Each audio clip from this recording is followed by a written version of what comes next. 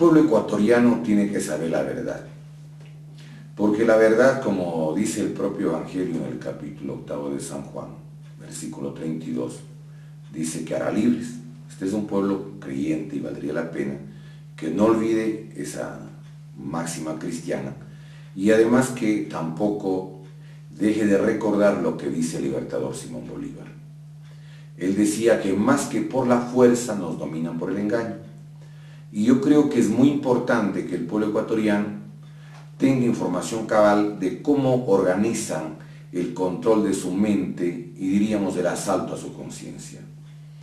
Quieren hacer creer que en el Ecuador existe un proceso de transformaciones que vamos a ver con el paso del tiempo si aquello se da, pero es indispensable que tengamos también la previsión de calcular el proceso cómo se ha organizado. En primer lugar, recordemos que en nuestro país ha habido tradicionalmente dos fuerzas, la una que se ha llamado la derecha y el otro la centroizquierda, y han pretendido a toda costa ignorar al resto del espectro político ecuatoriano.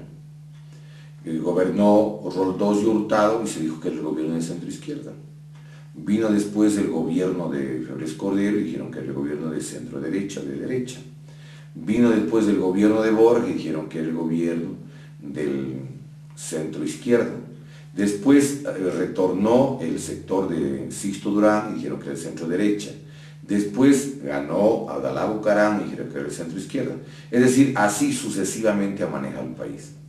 Y quieren hacernos creer que si es que alguien se enfrenta, por ejemplo, a Febres Cordero, entonces ese es el que está ya acabando con la vieja partidocracia.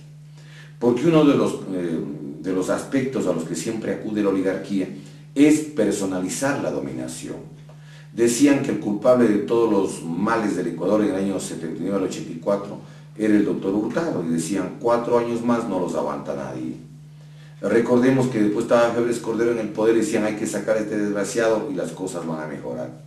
Después estuvo el doctor Borges y dijeron lo mismo, que es hora que se vaya para que el país en realidad no sucumba. Y después que personalizaron la dominación en él y lo cambiaron, entonces llegó otra persona que dijeron que este, como era un abuelito, disque bonito, iba las cosas a mejorar y la gente vivía que reventaba con la arquitectura Ballín, y después el país sabe que tuvo que sacar 3 presidentes. Pero yo creo que es necesario que reparemos en algunas cosas sobre lo que significan los proyectos políticos que en este país se están desenvolviendo. Primero, el hecho de que alguien confronte con otra persona no significa que quiera cambiar un sistema de injusticia. Dentro de la política uno puede mirar que existen contradicciones personales para ver quién dirige y a lo mejor quién administra y quizá en otro caso incluso quién usufructúa del poder y de la capacidad del manejo de la República. Recordemos, por ejemplo, que Laureano Gómez peleó durante muchos años con Carlos Lleras Restrepo en el caso de Colombia. No es que el uno por liberal y el otro de conservador quería transformar las cosas, no, era la apariencia concertada para que finalmente el sistema capitalista quede conservado.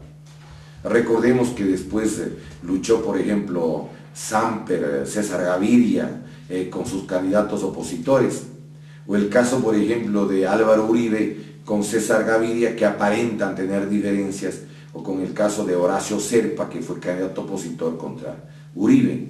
Es decir, dan la imagen de que son 2 proyectos distintos, son 2 personas para defender el mismo sistema socioeconómico.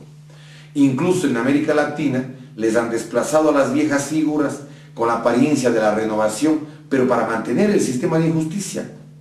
Demos ejemplos. En el Perú le sacaron a Fernando Belaúnde Terry y le pusieron candidatos más jóvenes. Y llegó un señor que incluso hablaba contra el Banco Mundial y el Fondo Monetario y escribió un folleto que se llamó El Desarme Financiero. Él se llamaba Alan García Pérez.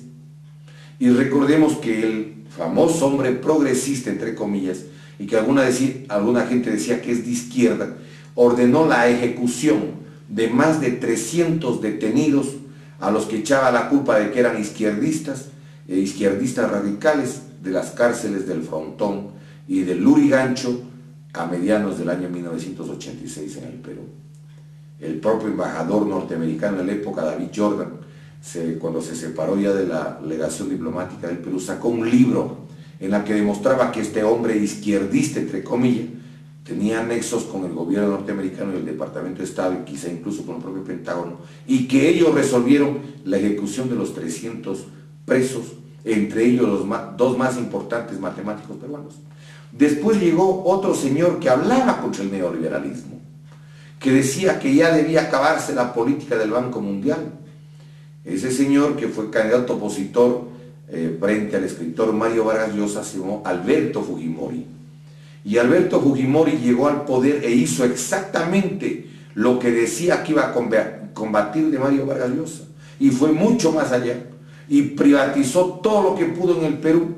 Y después incluso Mario Vargas Llosa les echó la culpa y les responsabilizaba que desaparecieron como 10.800 millones de dólares de manos de Fujimori y del señor Vladimiro Montesinos, que era su lugarteniente.